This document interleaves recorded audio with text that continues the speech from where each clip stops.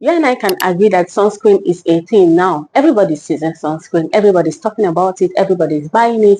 But many people do not know what to look out for when buying a sunscreen. These are 6 key things you should look out for when buying a sunscreen. Because if you buy a bad sunscreen, you are just very close to skin damage and skin cancer and premature aging and all this bad stuff, okay? And we don't want that. Now, if your sunscreen description is written in another language, maybe in Japanese or Korea, no worries, okay? Just go over to your Google, you go to your Google Lens and you snap the shot of the description and it's going to translate all that to the language of your choice, okay? Now, the first key thing your sunscreen must have is broad spectrum coverage. Now, broad spectrum coverage protects you from UVA and UVB rays, okay?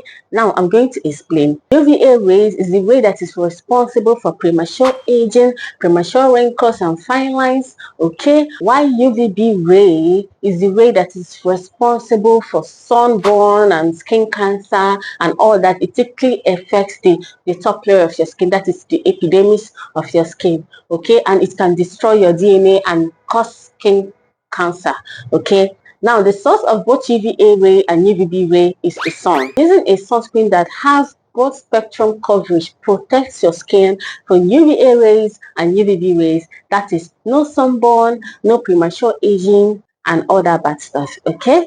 Now, the second out of the 6 things you should look out for when buying a sunscreen is SPF. Your sunscreen should have at least SPF 30 or above, okay? SPF stands for sun protection factor. It just tells you how well a sunscreen protects your skin from getting sunburn.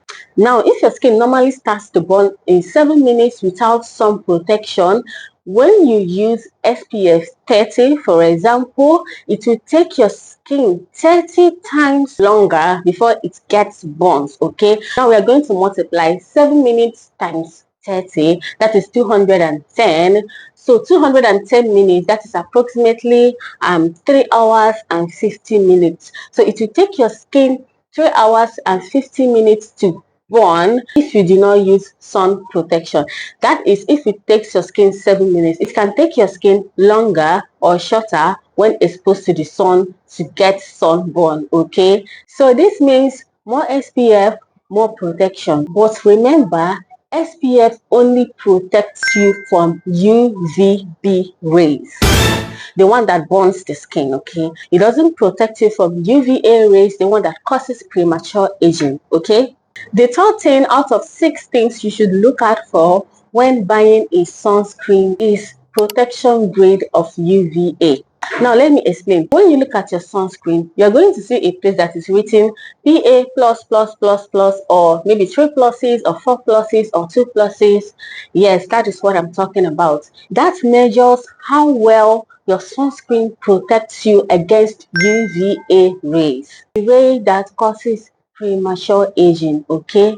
The number of plus signs there indicates the level of protection. If there is only 1 plus, that is PA and 1 plus, that means it has no protection. If there are 3 pluses, that means it has high protection, and if there are 4 pluses, then it have extremely high protection, okay?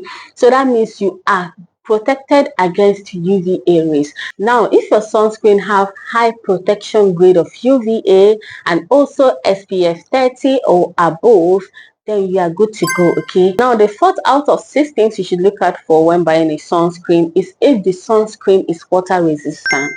Now, if you're in a humid country like Nigeria or you're always sweating, you need a sunscreen that is water resistant, okay? This means that your sunscreen won't wash off right away when you sweat or when you swim. So if you sweat a lot or you are in a humid country or you swim a lot, then you should get a sunscreen that is water resistant, okay? The 5th out of 6 things a sunscreen should have is the sunscreen should not leave a white cast on you after you are done using it, okay? Now, this is totally up to you. If you are fine with the white cast, then there is no issue here.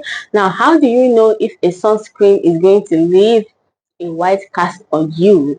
Simply by looking up about the sunscreen and looking at people's reviews about the sunscreen, and then that is how you would know if the sunscreen would leave a white cast on you after application or not. The seventh and the last thing you should look out for when getting a sunscreen is the expiration date. Guys, check your expiring date. Okay, when I was new to skincare, actually my first ever sunscreen has expired. Now when I use that particular sunscreen, it burns me so badly, and you know I have a sensitive skin. The reaction on me was so bad, and I would always tell myself I'm allergic to this, and I kind of canceled that brand because I was like, this hurts. But when I now checked the expiring date, the sunscreen had expired even before I bought it, and I bought it online. I bought it in a shopping app. Okay, and it was months later before I found out that the sunscreen had expired and I couldn't take it back.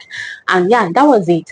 So guys, always check for the expiration date in your skincare product. Okay, check the expiration date in your sunscreen. Okay, because this can affect how well a sunscreen would work. Imagine thinking you have some protection on, while in reality you have no coverage whatsoever. Your skin is burning, your skin is being damaged.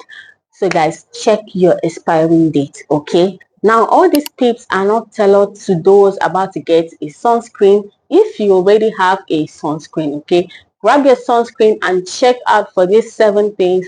If your sunscreen do not have these things, then you should throw it away. Now let me remind you again, if your sunscreen doesn't have broad spectrum coverage, SPF 30 or higher, high protection grade of UVA, water resistance, no white cast after application, and expiration date, then you should not use it. Okay, we have come to the end of this video, mi amigos. If this video is helpful to you in any way, give me a thumbs up and also subscribe to me. Okay, and I'll see you guys in my next one. Adios.